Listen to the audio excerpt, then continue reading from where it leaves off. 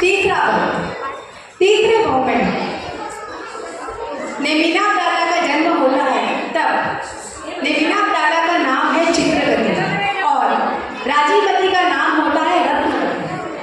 अब जब हमारी बेटी बड़ी होती है तो हम किसी को पूछते तो है, पर काफी जन होते जो हम पता है पंडित को भी पूछते हैं, जो भविष्यवाणी करते हैं, आगाही करते हैं, है ना। तो रत्नवती के पिता ने एक निमित्त को बुलाया। हम अपने अभी जिनको ज्योतिष बोलते हैं वहां पे पहले के जमाने में उनको निमित्तिया भी बोलते थे, तो उनको निमित्तिया को बुलाया और पूछा कि मेरी बेटी के नसीब में कौन है।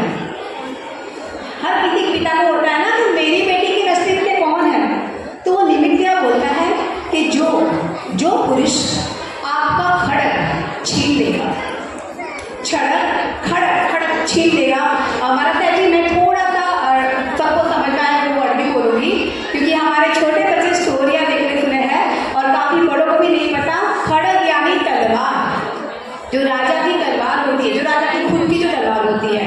तो बोले जो आपकी खड़क यानी आपकी तलवार आपसे छीन लेगा और सिद्ध मंदिर में दर्शन करते वक्त जिस पर देवताओं द्वारा पुष्प की वृष्टि होगी वही आपके बेटी के लिए वर होगा।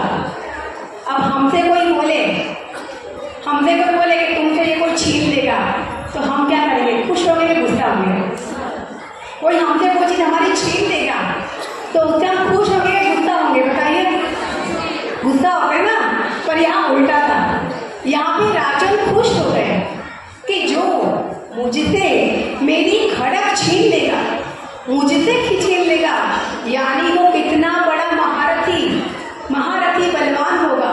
यह सुनकर राजा बहुत खुश हो गए कि मेरी भाग्य में कोई अच्छा महारथी महावीर है। फिर कुछ समय बाद यहाँ पे जो चित्रगति है उनके मित्र होते हैं सुमित्र, और उनकी बहन को रत्नवती के भाई ने अपहरण कर दिया और लेके चले गए।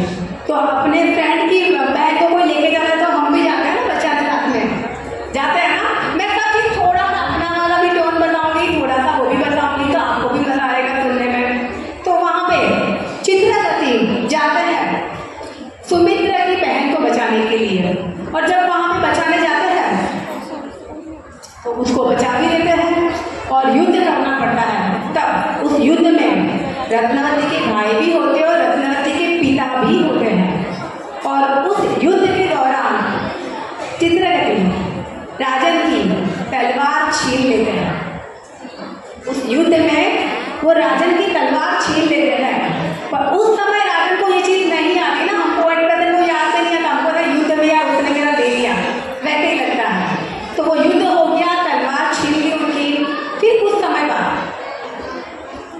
समय बाद ये जो सुमित्र होता है ना, चित्रगति का फ्रेंड, मतलब नेमिनाथ दादा का फ्रेंड, तो वो कुछ समय बाद दीक्षा लेकर और फिर देवलोक में जाता है।